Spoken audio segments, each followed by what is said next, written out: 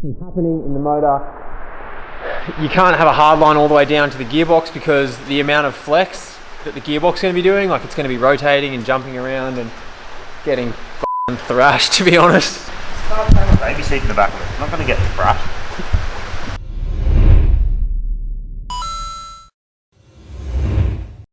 Got the McHappy Day socks on today. Coming in clutch for the boys.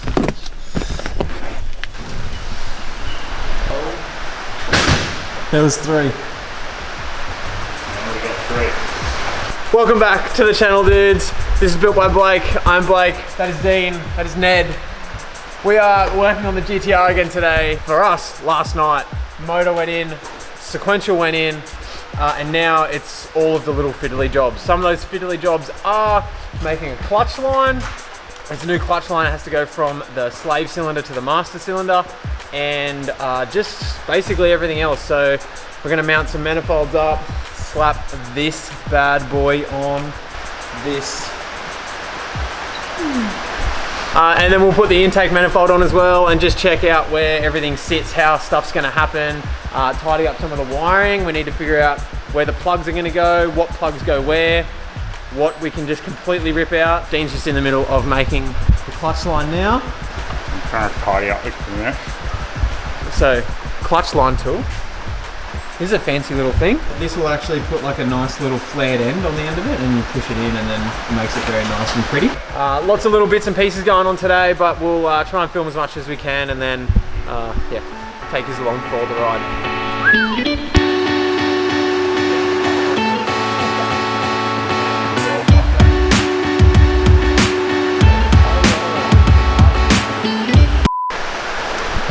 That's a regular size tape. What do you mean?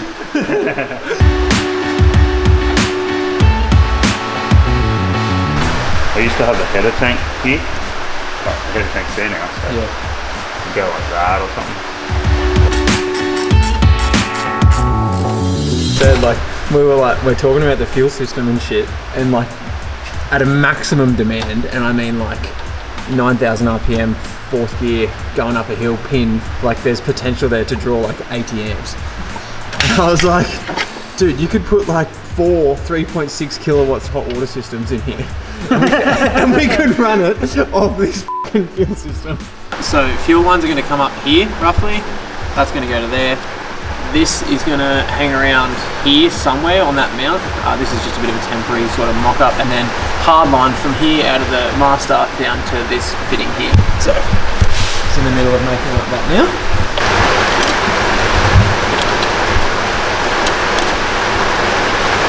Let's throw a little bend on a body somewhere. Come down straight. Are you really just going to hide that?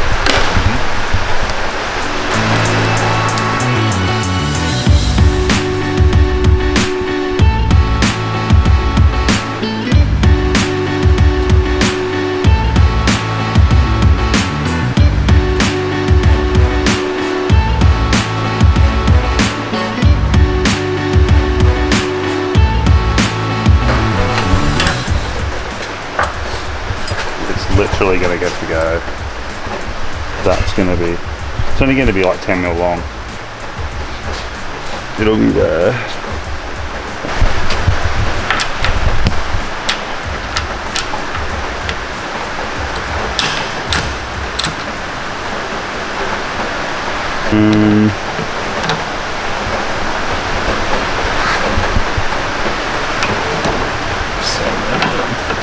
Alright.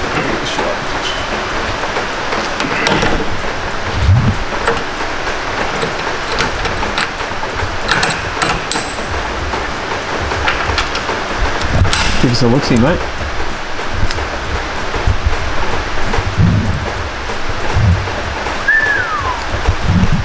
That's the clutch line, eh? Here's the ultimate test, though.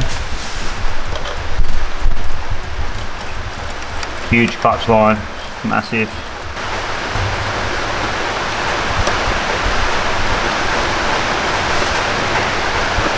Thanks for coming. You can't have a hard line all the way down to the gearbox because the amount of flex that the gearbox is going to be doing, like it's going to be rotating and jumping around and getting f***ing thrashed, to be honest. You need that flex line to just have that little bit of play. So hard line down to the flex line, and then down into the box, so then you're laughing. Start playing a baby seat in the back of it. I'm not going to get thrashed. Joking? Just so it's easy to drive with a sequential. Is that how lazy you are? There's no time for H pattern, it's just gunk, gunk. It's going to have a baby seat in the back. 100,000.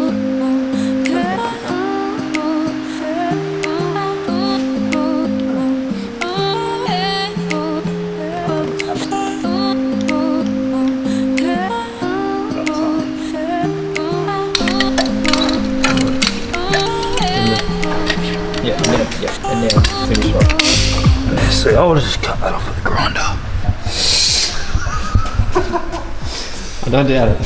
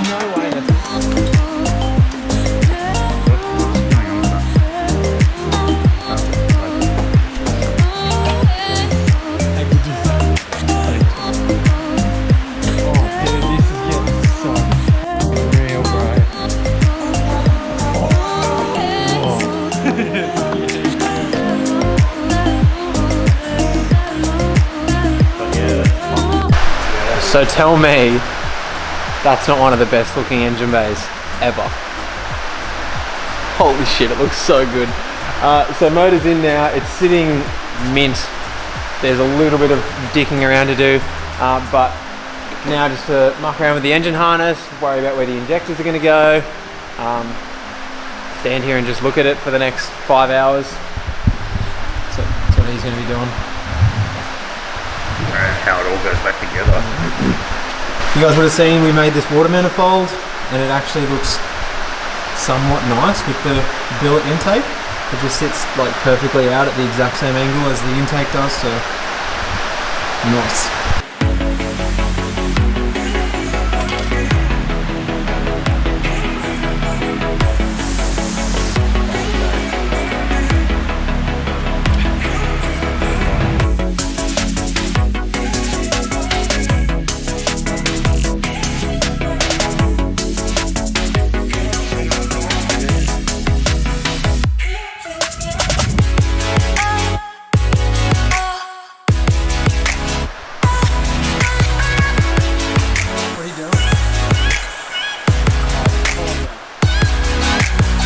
So Ned took the liberty of deciding to unheat wrap the boost manifold. What are you doing with that? Okay, so it's going to be... the EGT bungs on it. Yeah, so with this car, Dean is going to have every sensor you can imagine on it. So he's got to strip that down, as we just saw, weld EGTs, like exhaust gas temperature bungs, on each individual port, and then send it away to get ceramic coated. And then that way you can have individual sensors on each runner, so that you know if a cylinder is burning hotter than the others. Obviously in this case that could be catastrophic, but it's something that if you knew that, then you will know that something's going on before it actually gets to the point of cracking in half again, which that won't happen.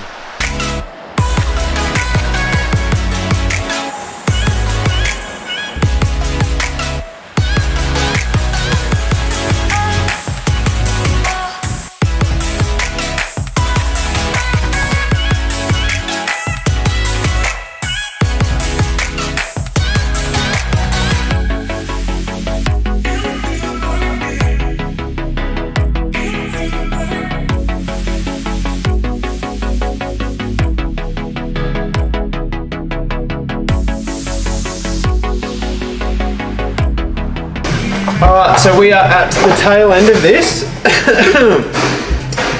Dean, because he loves wiring so much, has just made up the injectors. And so they're very nice actually. So it's just a 90-degree out of the injector. And then what we're going to do is, obviously you can't mix up your injectors, so you're going to get a nice little label that looks like that. Injector 1, 2, 3, whatever. There's some ones for the fuel system in there as well, but I made them for another video. Some clear heat shrink along here. So we're just going to do that now, and then they are good to be wired up.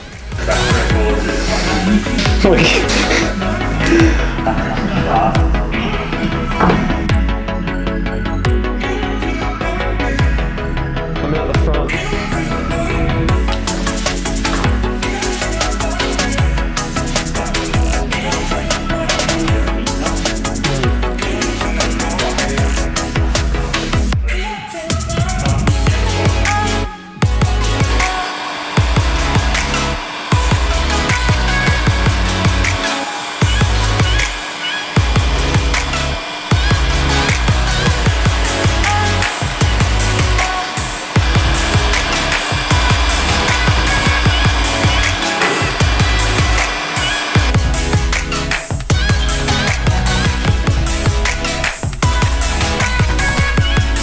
Injectors are done, and they're all made up, and they've all got nice little boots on them, like this, and they're all labelled obviously, because it's critical to know which injector goes where.